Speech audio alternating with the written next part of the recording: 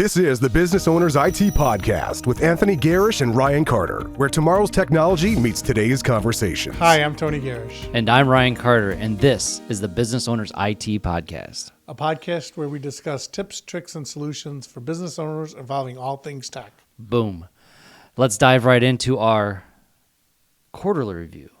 Yes, quarterly business review. Yeah, we usually do a weekly review, but today we're going to talk a little bit about the quarterly business reviews that we do for our clients.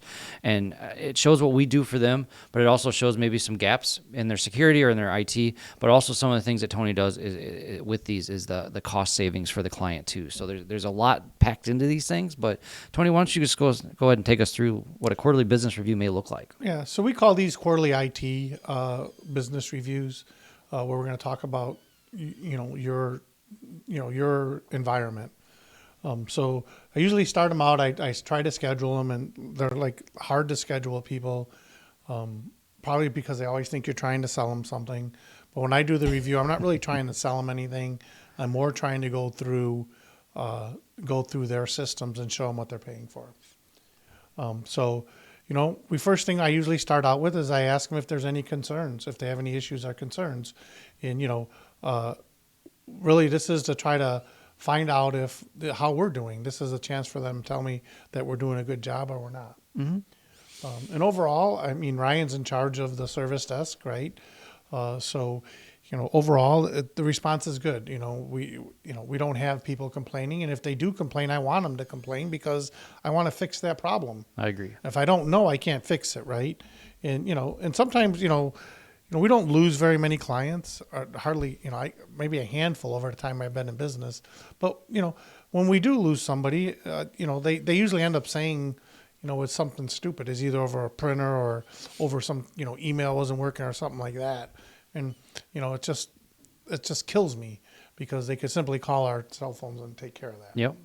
So the next thing I do is I review the aging tickets, right? So, I've been reviewing aging tickets, and Ryan here is in charge of the service desk.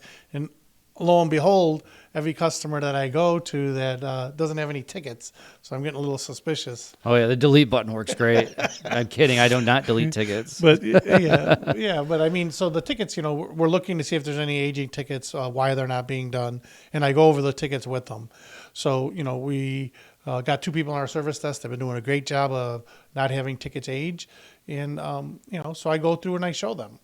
And those two are the drivers behind a lot of this stuff. It's not me, but yes. But yeah, I help. Yeah, and then reviewing the backup, right? So I go through and I actually review their backups with them live. So, I show them that their backups are actually working. I get into the Datto portal, I get into the Barracuda cloud backup, and I physically go through and show them that their backup is working. This gives them, a sense of confidence. And I talk about business continuity. They can see that it's actually working, what they're paying us for. Because you might not have a whole lot of tickets, right?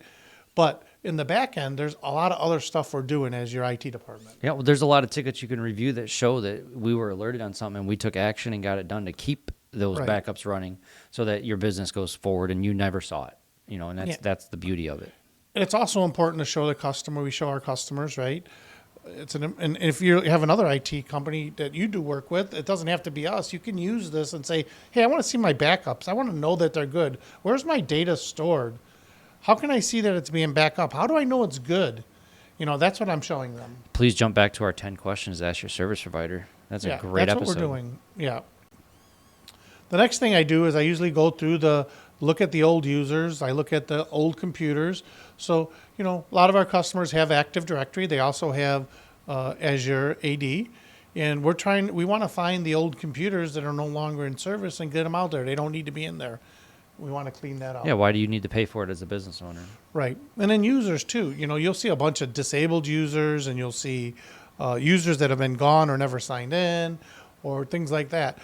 Or old users from like SBS, the small business server. We go through all those and we create tickets to actually clean them up. Mm-hmm. That creates work for us. That creates work for Ryan. Ryan told me recently, what did I have to do? Slow down because I got too much. Yeah. Stop scheduling these business reviews. Yeah. We're getting overhandled. Yeah. And then going into the Microsoft 365, which is a new animal, right? I mean, it's been around, but now we have to look in there and we have to make sure that we're cleaning up users verify that the number of users that we're paying for are actually still employees. Sometimes people get let go and they don't even tell us. Well, on the 365 piece, there's a lot more cleanup too that you don't really realize. Yeah, users does need to be done. If there's email accounts that need to be cleaned up, but there's also applications that get hooked into 365 when people put stuff into their Outlook and stuff like that. And it used to be the wild west where you just put everything you want, and that could still be there, and that could be a malicious app now that someone took over. So there's just those things that need to be cleaned up that we're trying to be vigilant for, and that Tony brings up to these guys in their business reviews. Yep. The next thing I do is I send guys out, or Ryan sends guys out to do internal, external vulnerability scans. And since I'm doing all the talking, Ryan, can you talk about the vulnerability scans? Well, they find vulnerabilities. Yeah.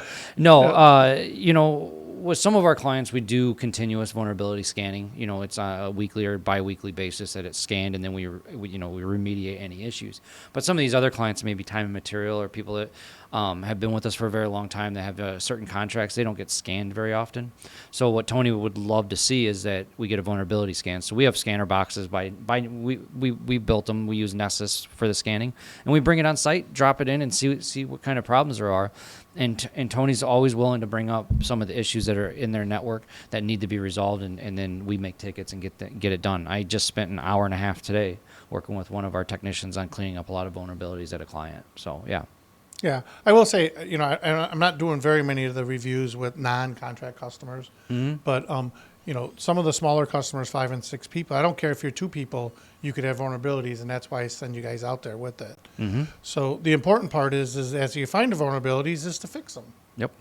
Right? And people charge extra for this. I mean, if you ask your IT company, hey, can you do an internal, external vulnerability scan, right?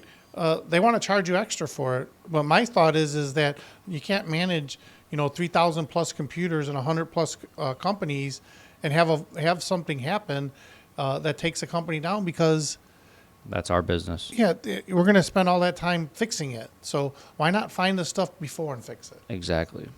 Right? Next thing I do is I go over the hardware lifecycle report, and we provide hardware lifecycle reports that show you the age of all your equipment. Mm-hmm. And what we try to do is say, hey, if a computer or a server is older than 5 to 7 years old, it's time that they're fully depreciated. It's time to start looking at those. Now, we're not saying you got to replace them, but you have to say. I mean, I have some people who have computers at 10 years old. I'm like, the computer's 10 years old. There's no way that computer can be productive. And then you'll find out, oh yeah, we just use it for this one thing because we have to set the alarm with it or something, or manage the alarm with it because we have old software. But still, you go over to the lifecycle report. You show them the age of their computer. We show you the age of computers, and we talk about it. Yep. And this is time whether you pick, where you can figure out that maybe some of these computers you don't need anymore. And then also sometimes for our managed clients, we go pick up their computers and get rid of them for them. So we clean up that IT area too. And we bring out those scanners, we see that, so we know what to do. Yep. And then next thing is I go over to cybersecurity tools. So we use some of the cybersecurity tools we use, right, is Huntress. We use Dual for two-factor authentication, ThreatLocker, DNS filter, Barracuda MSP edition, and then SOC sorter for SIMs, our thing. So I'll go over that stuff with them. I'll look at Huntress and go over both the managed detection and response and the endpoint detection and response. I show them the graphs. I talk about what is found. We look to make sure all the firewalls are on. That's one of the reports that come out of Huntress. Huntress will also show us that two-factor authentication is enabled for everybody in M365. So I go through those tools with them. I go through the Barracudas with them. I show them that their backup is working because we use them for the cloud-to-cloud backup. And then the last thing I do is, I usually tell them, hey, if you have any cybersecurity insurance forms, you want us to fill them out. Don't fill them out. Let us review them for you so that we make sure that everything you're answering is accurate. So you don't want to be denied a claim because you fill out a cybersecurity form wrong. Right, exactly. And a lot of times I'll pass those on to Ryan, and maybe one time we could actually go through a questionnaire from an insurance company. I don't know if we've done that type of thing yet, but that's another idea or topic we could discuss. Yeah. And then here lately, I've been talking about the Microsoft 365 pricing increase coming April 1st. So I already have a video out there about that, so you guys can go look at that. But there's going to be a mandatory price increase for yearly subscriptions billed monthly. So I'll talk about that if there's any price increases. I also go over to tickets, like if we, how we're doing, like if there's an incident where, we feel like we're not making enough money, or we're there's not enough profit there, I go over that stuff too. But we're pretty good in that area. And then Copilot, right? Copilot's an option. I'll talk about Copilot. I use Microsoft Teams, and then I'll use Copilot to do the AI part of it to summarize it.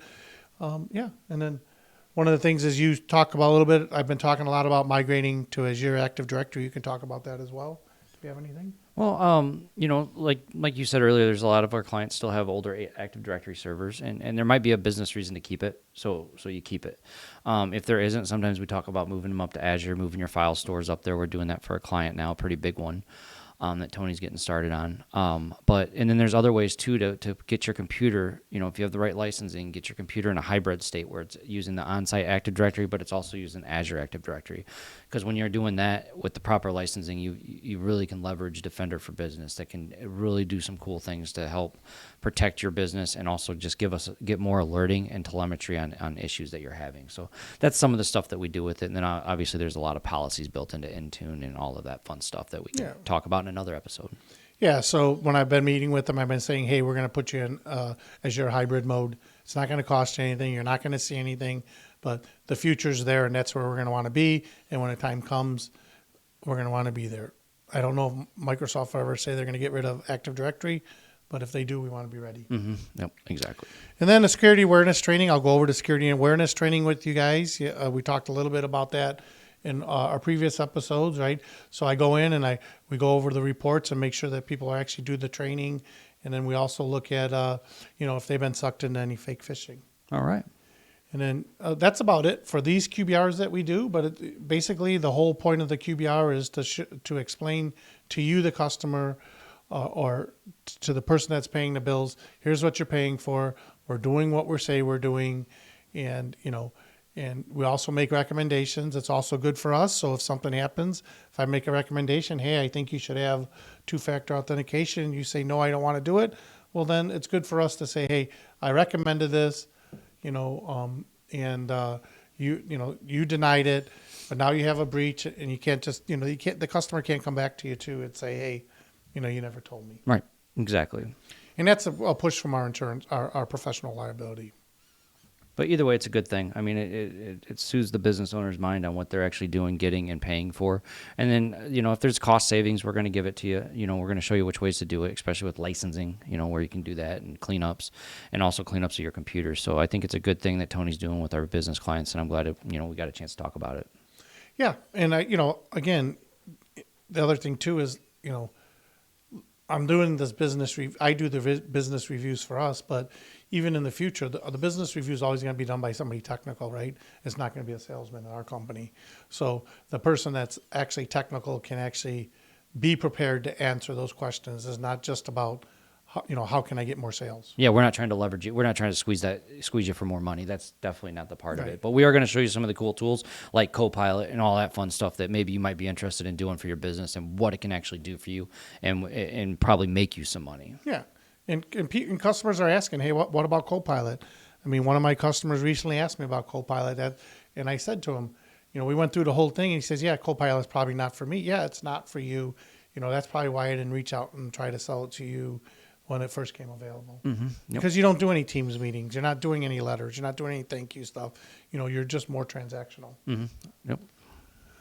All right. Well, I'd like to thank everybody for tuning in to the Business Owners IT Podcast, and we hope to see you next week. Yeah, we'll see you next week where we will actually go through insurance security questionnaire and show you exactly how we fill it out and what the thoughts are behind it and not just clicking yes because we think you have it. So, again, see you next week. Unique computing solutions. Your IT challenges solved.